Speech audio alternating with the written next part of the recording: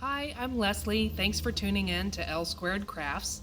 Today we are going to learn how to make a mask. And I know there are 1,000 tutorials out there, but this is a new idea, I guess, that I had based out of necessity when the pandemic started. The only materials I had were t-shirts, and for some reason I had a whole bunch of bathing suit material. I'm not even sure why I had it, but it turned out to make really amazing straps. So I'm going to show you today a couple of different things that I do with my masks, and I hope you enjoy it.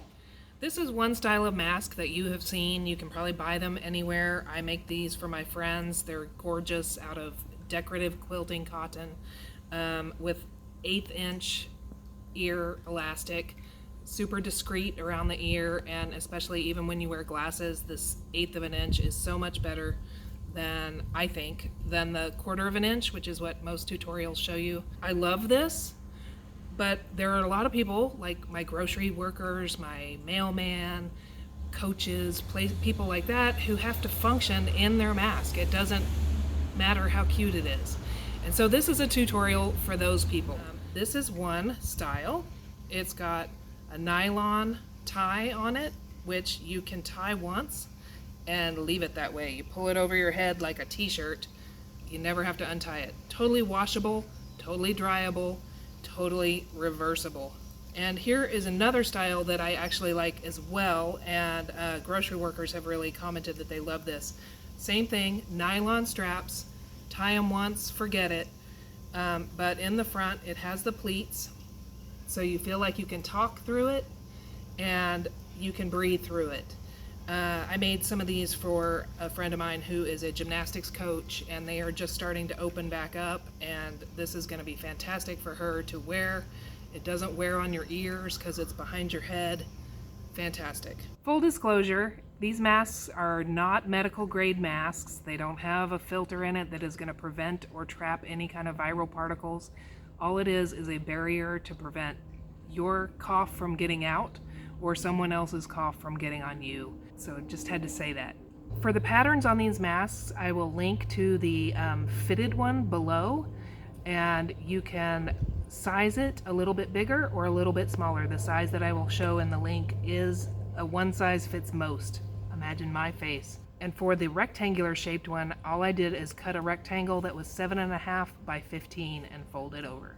So I wanted to talk about the pattern. The link is in the description below. You're going to print it off. It's a PDF. Print it at actual size. This is the first page. It just lets you know what we're doing, and it's important to note that because of these ties, these masks really fit great. So you don't have to worry about exactly how long your elastic is, where somebody's ears might be versus where yours are. It's really kind of a one size fits all. However, if you're going to make it for somebody who has a particularly small face, like a child or an adult with a particularly large face, you can adjust the seam allowances to make those differences available to you. So a small adjustment makes for a big change in the face mask. I would encourage you to play with the seam allowance before you either greatly reduce or greatly enlarge the scale of the pattern. The second page is the actual pattern. You're just going to use a ruler to make sure that this is actually looking 1 inch by 1 inch. If it's not, then your scale is not exactly correct, and you want to make sure that this is 1 inch by 1 inch. Then you would just cut around the black edge of this pattern, and that's your pattern. This is just shown for seam allowance. I incorporated about a 1/2 inch seam allowance. You're going to cut 2 of these. You need 2 pieces. One thing to note, that some fabric has a definite front and a back, and some does not. Like this batik that I'm using on the pleated mask pretty much looks the same on the front and the back. So you really don't have to worry about which direction the fabric is sitting when you cut this. However, if you're using a cotton quilting fabric like this, you're going to want one piece that's facing this way, and you're also going to want one piece that's facing this way. I hope that makes sense, because you want them to be You need opposites. So when I cut mine, I fold mine in this way, either wrong sides together or right sides together. And then I put the pattern on top and I cut both pieces at the same time. The pattern also says that you can use interfacing on one side of the fabric. These are reversible, so there's not really a front and a back, but one side of your fabric can have interfacing if you want it to. I would not put interfacing on both sides of the fabric. It makes it very difficult to breathe through and not as comfortable. The ones that I'm making in this demo do not have any interfacing because I think I said they are for a friend of mine who coaches, and she really just needs something that she can kind of exercise in that's easier to breathe through. For my pleated mask, I am using a piece of fabric that is a batik, and I chose this because it's a little bit more tight of a weave, but still easy to breathe through. So you just want to cut a rectangle that's about 7 inches or 7.5 inches by about 15 inches. I wanted to talk a little bit about the straps. I, for some reason, had a whole bunch of this fabric, this nylon fabric, the kind of stuff you would make a bathing suit out of. It's wonderful because you can cut the raw edges and they don't fray. To me, part of the beauty of this mask is that it is easy to make, easy to wear, easy to wash. You don't have to worry about stitches popping or it not being as stretchy and comfortable as you want it to be. This is really pure function over form. So you'll notice that the fabrics I'm using today aren't the cutest things I have in my stash. They're scraps of things that I had for other stuff. Whatever you have, whatever you can find, it's wonderful and it makes it super comfortable. Let's get to making them.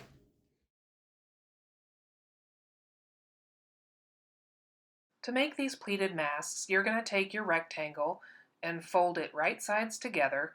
You're going to then sew together that short end, the opposite end of the fold. I'm making 2 pleated masks for my friend, one in this green and yellow fabric and one in that purple batik, so you'll see me make 2 of these at the same time.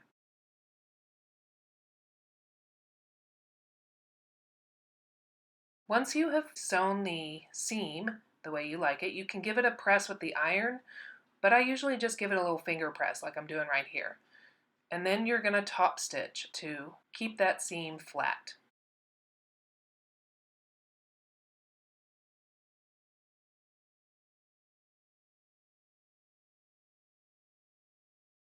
I like to trim the threads as I go so that they don't get in your way and start knotting things up.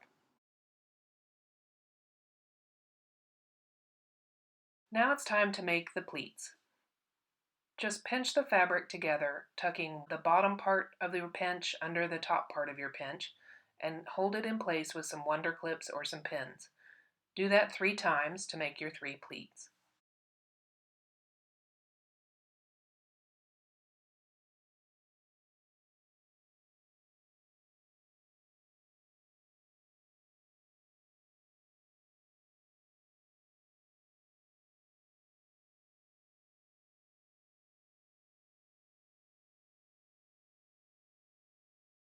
Now it's time to add the straps.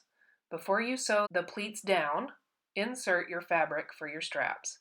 Take the raw edge of one side and line it up with the edge of the mask. Make sure you get it into your clips and make sure that you have about as much fabric to the right of your mask as you do to the left so that your straps are equal length.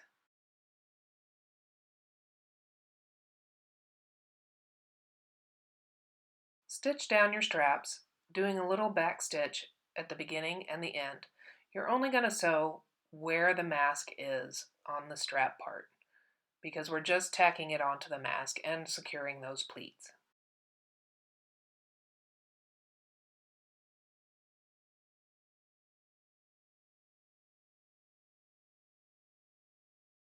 Flip your mask over and take the other raw edge of that strap and fold it down towards the line of the edge of the mask, and then fold it in half again over the mask. So you should have now strap showing on both sides of the mask. You're again going to secure this with a back stitch and at the beginning and the end.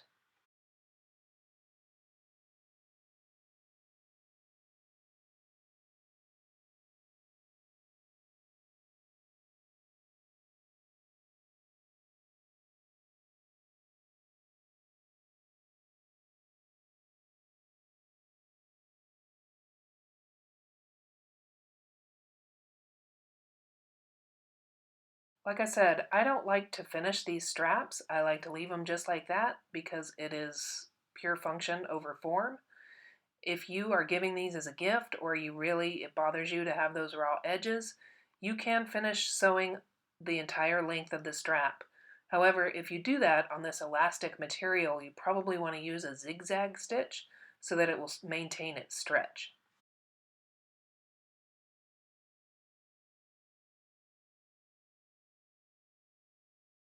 Do the other side just like you did this one.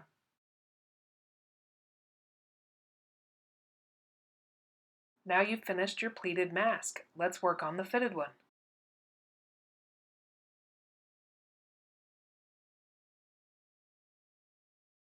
Now we're going to make the fitted mask.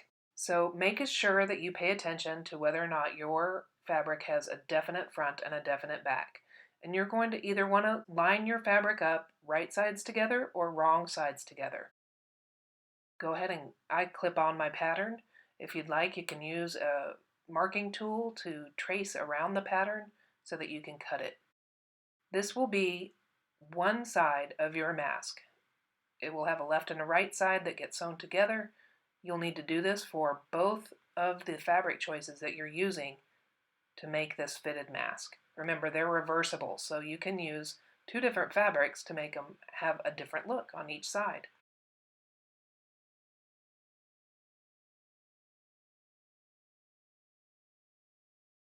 All right, so you've got the fabric cut for the front and the back of your fitted mask. You're going to place your pieces right sides together and sew that curved edge at about a 1/2 inch of a seam allowance.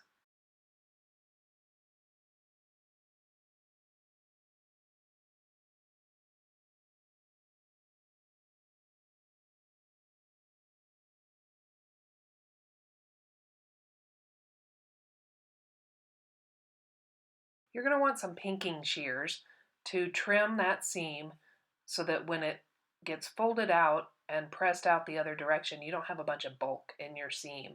That's going to be running right along the center of your face, and you're going to want to make that as small as you can. So cut as closely to the stitches you just sewed without cutting the stitches. If you don't have pinking shears, you can cut out little notches, little V notches along that curve, and it will have the same effect.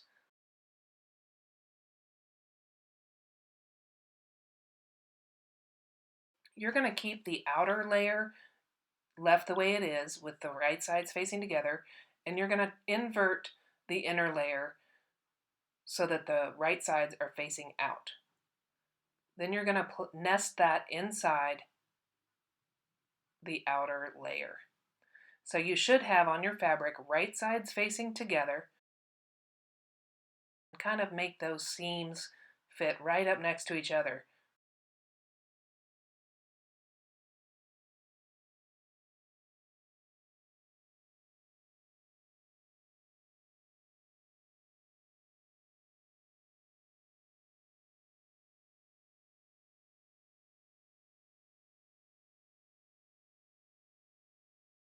After you've nested those seams, you're going to just clip the whole thing together.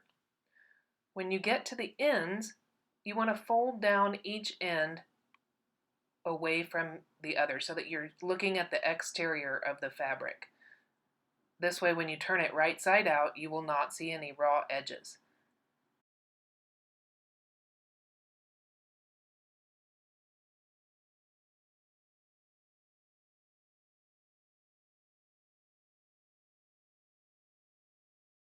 Now you're going to sew only down the long ends of your mask. Leave those two short ends open so you can turn it out.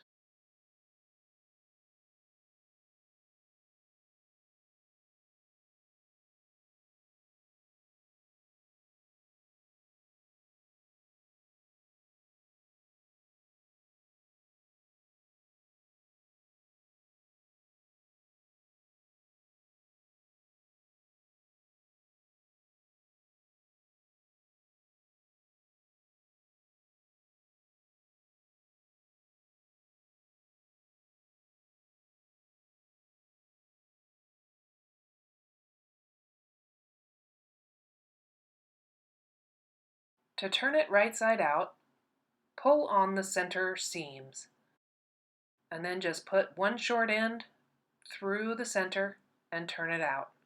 You're going to want to make sure your seams are nice and flat. You might even want to give it an iron, but you want to make sure that there aren't any big bulges anywhere. Now we're going to put on our straps similar to how we did it on the pleated mask. I just wanted to say a little side note now that if you wanted to put elastic on this mask instead of these nylon straps, you would insert them into those holes and sew them in. But now we're putting the nylon straps on, just like we did on the pleated mask. You want to put the raw edges, then you're going to fold this other raw edge over twice until it overlaps the edge of the mask. So fold the raw edge down one, and then fold it again up over the mask, and hold that down so you can get it to the sewing machine. Make sure you backstitch at the beginning and the end on these straps. They're going to get tugged on quite a bit, and you want to make sure it's on there really nicely. As I was saying before, if you felt like you wanted to finish off those straps all the way, you would just follow the folds that you've already started and continue sewing to the end of the strap. But again, use a zigzag stitch if you're going to do that so it will be stretchy. And then just do the other side like you did this one.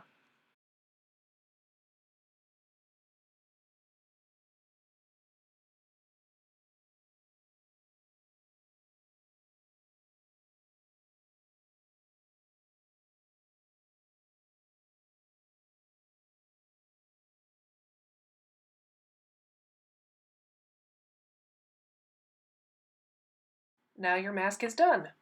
It's really cute and so comfortable. I can't tell you how many compliments people who actually have to work in a mask will give you on this thing. It is not the prettiest, but it is definitely the most comfortable. And again, throw it in the wash, throw it in the dryer, and it's ready for another day. And it's reversible, so if one day you feel green, the next day you feel dotted, you go for it.